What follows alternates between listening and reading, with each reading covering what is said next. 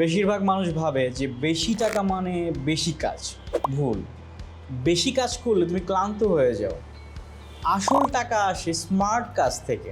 তোমার ইনকাম নির্ভর করবে তিনটা জিনিসের উপর: তোমার স্কিলের ভ্যালু, কত মানুষ তোমার স্কিল বা সার্ভিসটা চাচ্ছে, এবং কি কত সহজে তোমাকে রিপ্লেস করে ফেলা যায়।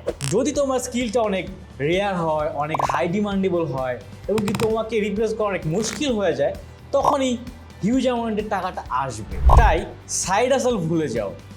যে কোনো একটা পার্টিকুলার সেক্টরে তোমার স্কিলটা ডেভেলপ করো।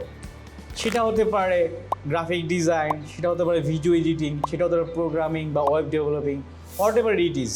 বাট তুমি যখন সেই পার্টিকুলার স্কিলটাতে এক্সপার্ট হয়ে যাবে, তোমাকে রিপ্লেস করা অনেক মুশকিল হয়ে যাবে।